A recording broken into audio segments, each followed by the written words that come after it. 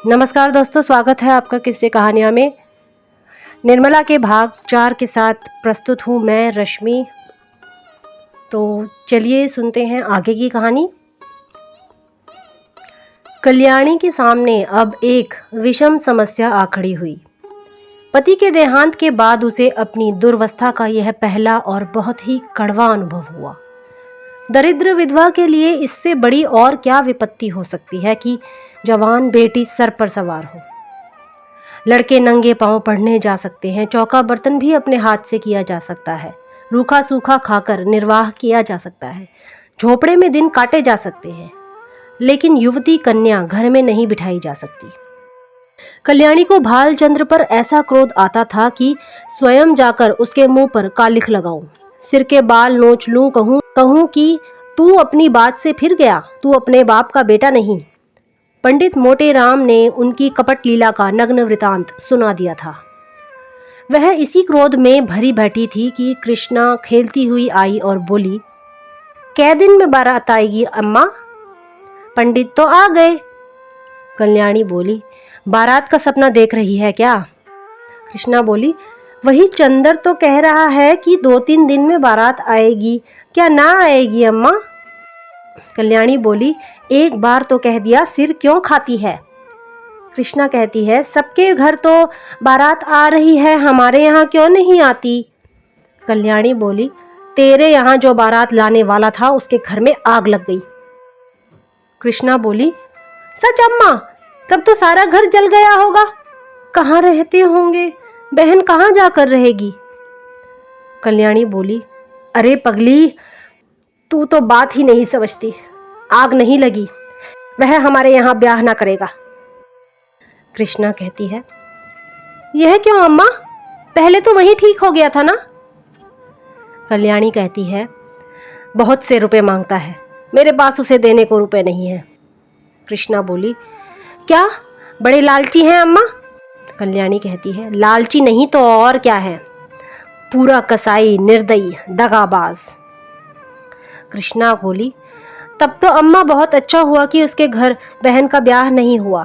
बहन उसके साथ कैसे रहती?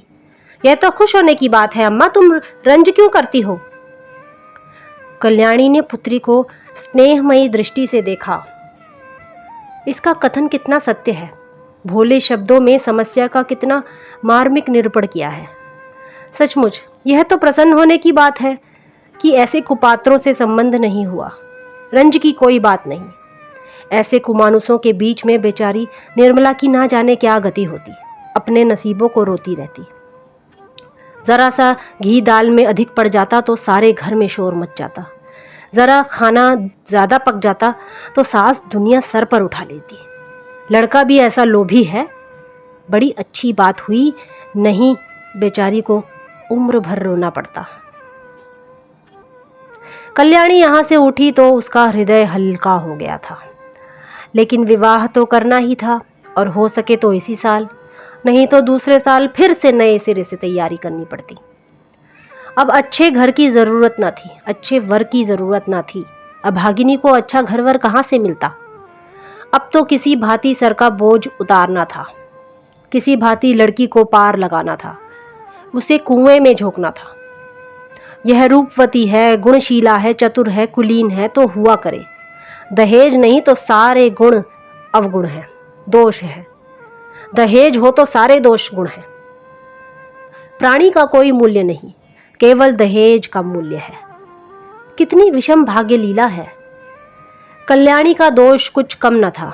अबला और विधवा होना ही उसे दोषों से मुक्त नहीं कर सकता। उसे अपने लड़के अपनी लड़कियों से कहीं अधिक प्यारे थे। लड़के हल्के बैल हैं, भूसे खली पर पहला हक उनका है। उनके खाने से जो बचे वह गायों का। मकान था, कुछ नकद था, कई हजार के गहने थे, लेकिन उसे अभी 2 लड़कों का पालन पोषण करना था, उन्हें पढ़ाना लिखाना था।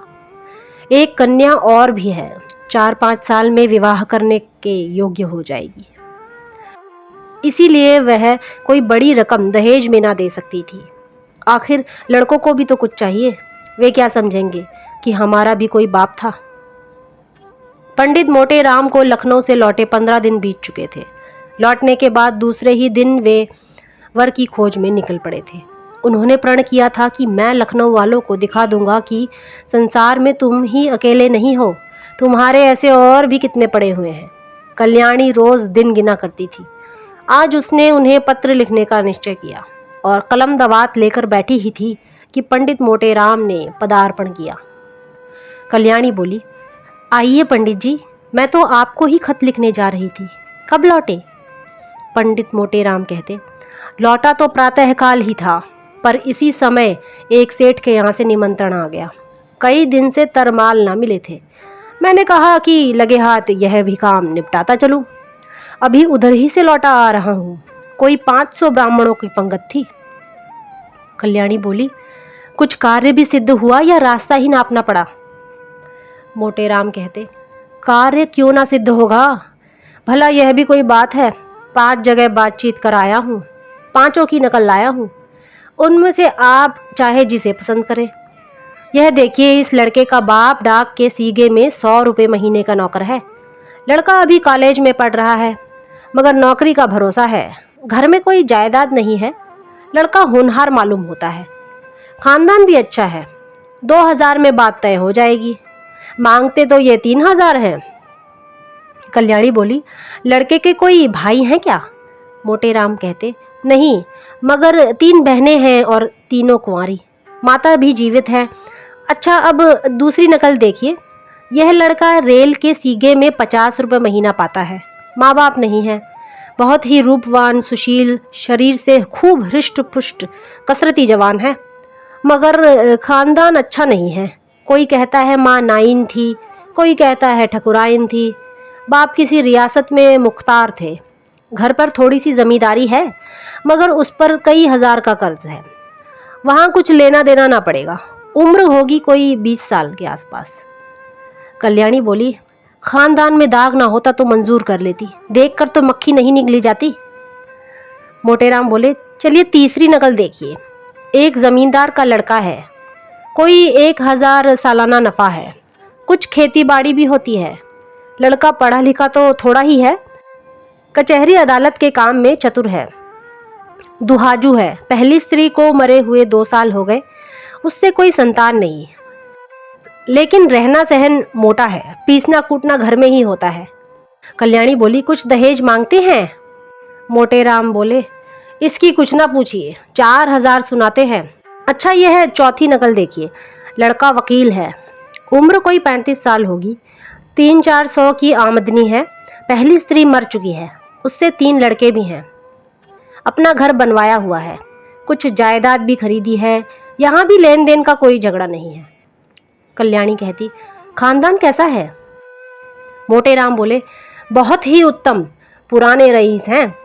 अच्छा, यह 5वीं नकल देखिए। बाप का छापा खाना है। लड़का पढ़ा तो BA तक है, पर उस छापे खाने में काम करता है। उम्र 18 साल की होगी।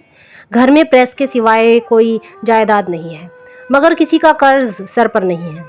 खानदान ना बहुत अच्छा है ना बहुत बुरा। लड़का बहुत सुंदर और सचरित्र है, मगर 1000 से कम में मामला तय ना होगा। मांगते तो ये भी 3000 हैं। अब बताइए, आप कौन सा वर पसंद करती हैं? कल्याणी बोली, आपको सब में कौन सा पसंद आ रहा है? मोटेराम कहते, मुझे तो 2 वर पसंद हैं। एक वह जो रेलवे में है और दूसरा जो छापे खाने में काम करता है। कल्याणी बोली, मगर पहले के तो खानदान में आप दोष बताते हैं। मोटेराम बोले, हाँ दोष तो है, छापे खाने वाले को ही रहने दीजिए। कल्याणी बोली, यहाँ 1000 देने को कहाँ से आएगा? 1000 तो आपका अनुमान है, शायद वह और मुंह फैलाए। आप तो इस घर की दशा देख ही रहे हैं, भोजन मिलता जाए यही गनीमत है, रुपए कहाँ से आएंगे? जमींदार साहब 4000 सुनाते हैं, डाक बाबू भी 2000 का सवाल करते हैं। इनको जाने दीजिए, बस वकील साहब ही बचे हैं। 35 साल की उम्र भी कोई ज्यादा नहीं है, इन्हीं को क्यों ना रखिए। मोटेराम बोले, आप खूब सोच विचार कर लीजिए, मैं यूँ आपकी मर्जी का ताबेदार हूँ, जहाँ कहिएगा वहाँ जाकर टीका कराऊंगा। मगर 1000 का मुंह ना देखिए, छापे खाने वाला लड़का रत्न है, उसके साथ कन्या का जीवन सफल हो जाएगा। जैसी यह रूप और गुण की पूरी है, वैसा ही लड़का भी सुंदर और सुशील है। कल्याणी बोली, पसंद तो मुझे भी यही है महाराज, पर रुपए किसके घर से आएंगे? कौन देने वाला है कोई दानी? खाने पीने वाले तो खा पी कर चंपत हुए, अब किसी की भी सूरत नहीं दिखाई देती, बल्कि और मुझसे बुरा मानते हैं कि हमें निकाल दिया। जो बात अपने बस के बाहर है उसके लिए हाथ ही क्यों फैलाऊं? संतान किसको प्यारी नहीं होती? कौन उसे सुखी नहीं देखना चाहता? पर जब अपना काबू भी तो हो।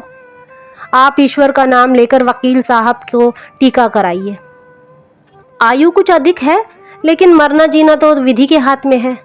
35 साल का आदमी बुढ़ा नहीं कहलाता।